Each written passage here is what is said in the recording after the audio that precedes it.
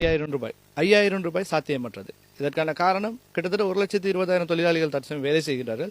5000 ரூபாய் அடிப்படையில் ஒருவருக்கு 5000 ரூபாய் அடிப்படையில் மானிய முறையில் கொடுக்கப்பட்ட கிட்டத்தட்ட 6 கோடி ரூபாய்க்கு மேல் கொடுக்க வேண்டும். அரசு இதே 6 கோடி கொடுக்குமா?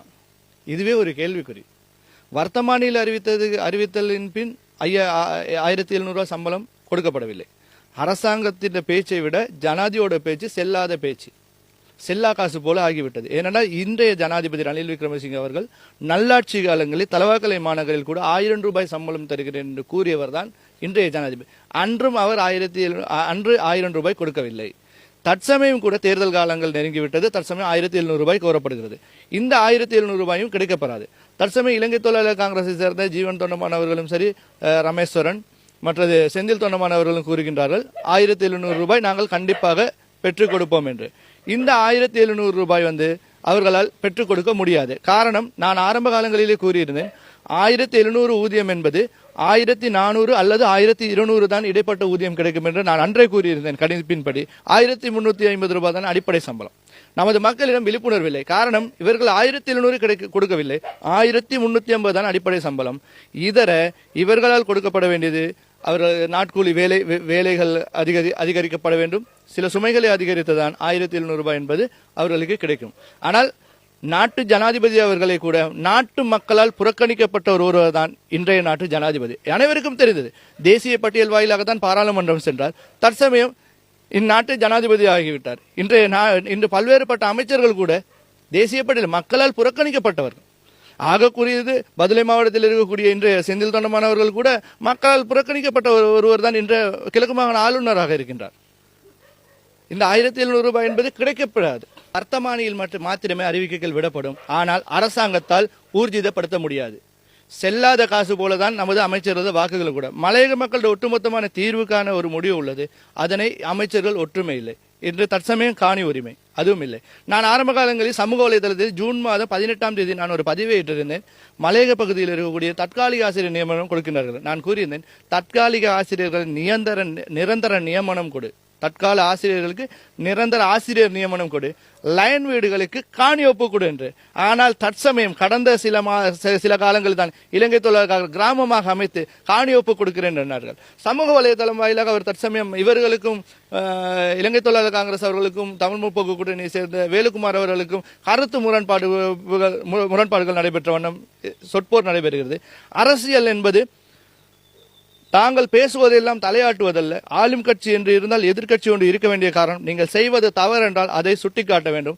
மக்களுக்கான மாற்றம் வேண்டுமென்றால் எதிர்கட்சி ஒன்று இருக்கத்தான் வேண்டும். கருத்து முரண்பாடுகளுக்கு சரியாக இவர்கள் பதில் கொடுக்க வேண்டும். இவர்கள் அடாவடி அரசியலை தான் மேற்கொள்ள நினைக்கின்றார்கள். இவர் தந்தையை போல தேர்தல் மேடையில் கூட தில்லு இருந்தா மோதி பாரு மூக்க உடைச்சி காட்டுற அந்த மாதிரி தேர்தல் வசனங்கள். தற்சமயம் மலையகத்தில் நடைபெற அரசியல் என்பதை விட விஜயோட பாணியில சொல்ல போனா சினிமா பாணியில இப்ப தமிழ்நாட்டில் இருக்கக்கூடிய அரசியலை தான் இவங்க அடுத்து செய்ய போறாங்க. தனி ஒருவனா மாற்றத்தை கொண்டு வர போறாங்க. கிடைத்த 5 வருட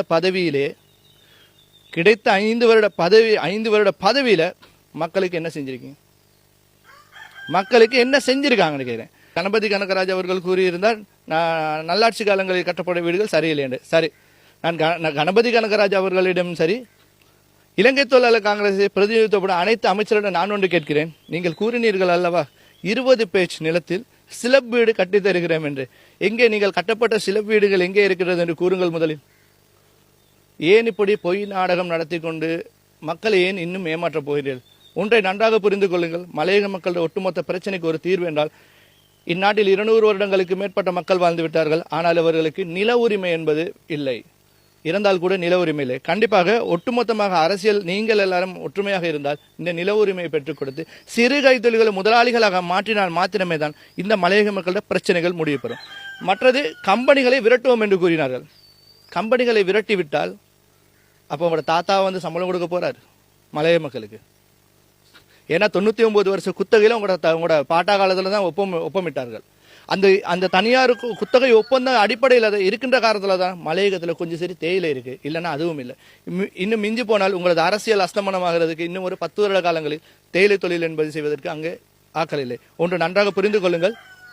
மலையக மக்கள் ஒருவருக்கு தேவையான ஒரு நாள் செலவு 1700 ரூபாய். ஆனால் அவர்களது ஊதியமோ கிடைக்கப்பெறாத ஒரு எட்டாத கனியாகத்தான் உள்ளது.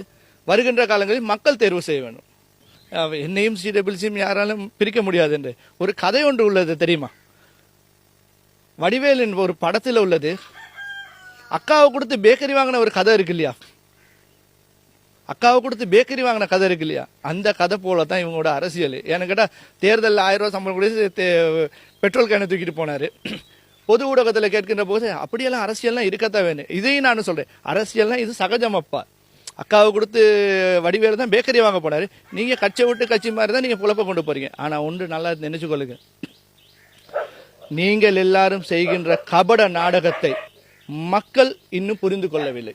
அரசியல்வாதிகளாகிய நீங்கள் செய்யும் கபட நாடகம் எப்படி என்றால், வருகின்ற தேர்தல் காலங்களில் மக்கள் தீர்வு செய்ய வேண்டும், மக்கள் தீர்மானிக்க வேண்டும்.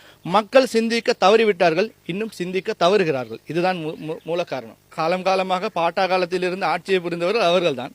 35,000 டொய்லெட் இல்லைன்னு அவர் சொல்றாரு. இங்கிட்ட 1,700 சம்பளத்தை பத்தி பேசுறாரு. அப்ப இவங்களாம் கோமாவில் இருந்திருப்பாங்களோ? 35,000 டொய்லெட் கூட கட்டி கொடுக்க வக்கு இல்லைன்னா அப்போ இவங்க இதுக்கு. ஆனால் என்ன இன்னும் நாங்கள் ஒரு எல்லா குற்றங்களையும் நாங்கள் அமைச்சரிடம் கைச்சாத்திடுவதே மக்களாகிய நாங்கள் தெரிந்து கொள்ள வேண்டும். 1,700 ரூபாய் ஊதியத்தை வந்து பெண்களுக்கு கொடுக்கலாம், ஆண்களுக்கு கொடுப்பதை விட பெண்களுக்கு கொடுக்கலாம். ஏனென்றால் இன்றைய ஒரு நாள் ஆண்டின் செலவு வந்து 1,500 ரூபாய். எவ்வளவு கொடுத்தாலும் அவர்கள் கொண்டே போதையில் தான் மிதக்கின்றார்கள். இதுக்கு காரணம் மதுபான சாலைகள் அதிகம். இந்த எல்லாரும் போல இந்திய நாட்டில் கூட டொய்லெட் இல்லாமல் எத்தனையோ ஊர்கள் உள்ளது, டொய்லெட் வசதிகள் இல்லை. மலையக அமைச்சருக்கு நான் ஒன்று கூறு, இந்த நாள் வரை மலையகத்தில் இருக்கிற ஒட்டுமொத்த அனைத்து அமைச்சரும் கேட்கிறேன், வடக்கு கிழக்கு தெற்கு பல்வேறுபட்ட பிரதேசத்தில் உள்ள அமைச்சர்கள் யாராவது பொது வெளியில் மக்களுக்கு இத்தனாயிரம் டொய்லெட் இல்லை என்று யாராவது பொது மலசல கூடம் இல்லை என்று யாராவது ஒருவர் கூறியுள்ளார்களா? உங்களை போர் ஒரு ஈனத்தனமான அரசியல் செய்யும் பொழப்பை நிறுத்துங்க. எல்லாரும் ஒன்று நல்லா தெரிந்து கொள்ளணும். இன்றைய வைத்தியத்துறையை எடுத்துக்கொண்டால் நுவரேலிய வைத்தியசாலை உள்ளது, லிந்துள்ள ஆதார வைத்தியசாலை உள்ளது. லிந்துள்ள ஆதார வைத்தியசாலையில் எத்தனை வைத்தியர்கள் உள்ளார்கள் ஒன்று தெரியுமா உங்களுக்கு? நாளொன்றுக்கு இலங்கையில் எத்தனை பேருக்கு, எத்தனை பெண்களுக்கு கர்ப்பப்பை அகற்றப்படுகிறது என்று உங்களுக்கு யாராவது தெரியுமா? நாளொன்றுக்கு எத்தனை பேருக்கு கர்ப்பப்பை அகற்றப்படுகிறது தெரியுமா? இளம் வயது பெண்களுக்கு கூட கர்ப்பப்பை அகற்றப்படுகிறது. இதற்கான காரணம் என்ன? பெண்களோட பிரச்சனை காரணமாக, இரத்தப்போக்கு அதிகரித்த காரணமாக. வெளிநாடுகளில் உள்ள மருந்துகள் உள்ளது, நம் நாட்டில் மருந்துகள் இல்லை. தற்சமயம் நடைபெறுகிறது ஒன்று நல்லா எல்லாரும் தெரிந்து கொள்ளுங்க. வைத்தியசாலையில் போய் 2 பிள்ளைகள் தான் இருக்காங்க, இல்லைன்னா 3 பிள்ளைகள் இருக்காங்க, கருத்தடை செய்து கொள்கிறாங்க. அப்படி கருத்தடை செய்கிறவங்கள தற்சமயம் வந்து நான் கிட்டத்தட்ட நுவரேலிய வைத்தியசாலையில் போய் நான் இருக்கின்ற சமயத்தில், என் சகோதரி ஒருவர் வைத்தியசாலையில் இருந்த சமயத்தில் தான் நான் போயிருந்தேன். அந்த நேரத்தில் ஒரு சம்பவம் நடைபெற்றது. அதை நான் வைத்தியர்களிடம் கூட வினவி இருந்தேன். ஏனென்றால் ஒரு குழந்தை இல்லை என்றால் ஏன் வயிற்றை வெட்டி பார்க்கின்றீர்கள்? அப்படி என்றால் ஏன் அங்கு ஸ்கேன் பரிசோதனை செய்வதற்கான வசதிகள் இல்லையா? அதிநவீன வசதிகள் இல்லை.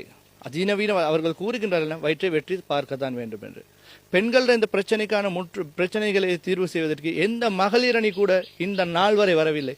பெட்கத்தி தலை குனிகிறேன், மலையகத்தில் பிறந்தவனாக எண்ணி. நாமும் ஒரு அரசியல் சிம்மாசனத்தில் இருந்திருந்தால் இந்த மக்களோட ஒட்டுமொத்த மக்களோட சுகாதார பிரச்சனைக்கு முடிவை கொண்டு வந்திருக்கலாம், மக்களோட ஊதிய பிரச்சனையை கொண்டு வரலாம். இன்று மக்கள் பல்வேறுபட்ட இடங்களில் கேள்வி கேட்கின்ற சமயத்தின் காரணமாகத்தான் நீங்கள் இன்று கொந்தளிக்கின்றீர்கள். 5 வருடங்களுக்கு முற்பட்ட காலங்களில் உங்களது ஆட்சிகள் தான் கட்டப்பட்டது வீடுகள், லைன் வீடுகள். எப்படி அடுக்குமாடி லைன் வீடுகள் கட்டிக் கொடுக்கப்படுது. நல்லாட்சி காலங்களில் தான் தனி வீடு என்று வந்தது. இன்று உரிமை கோருவதற்கு யாரும் அருகதையற்றவர்கள். மறைந்த சந்திரசேகரன் அவர்கள் தான் ஆரம்பத்தில் 5 பேச்சு நிலத்தில் தனி வீடுகள் கட்டி கொடுக்கப்பட்டது. அதன் பிறகு நல்லாட்சியில் தான் கட்டி கொடுக்கப்பட்டது. உங்களது ஆட்சியில் கட்டப்பட்ட வீடுகள் எங்கே? புதிதாக நீங்கள் எங்கெல்லாம் வீடுகள் கட்டி கொடுத்துள்ளீர்கள்? ஏனென்றால் 10,000 வீடுகள் என்று கூறினீர்கள். 5,000 வீடுகளோ 10,000 வீடுகளோ, அதை விட உங்கள் ஆட்சியில் கட்டப்பட்ட வீடுகள் எங்கே நீங்கள் கட்டி கொடுத்தீர்கள்? அதில் உங்கள் கட்சி அங்கத்தவர்களுக்கு எத்தனை பேர், மாற்றுக் கட்சி எத்தனை பேர், இதர உங்களுக்காக வாக்களிக்கின்றார்களே ஓடோடி செல்லும் இளைஞர்களுக்கு, வேலையில்லா இளைஞர்களுக்கு எத்தனை வீடுகள் கட்டி கொடுத்து? இதற்கான பதிலை நீங்கள் கூற வேண்டும் கண்டிப்பாக.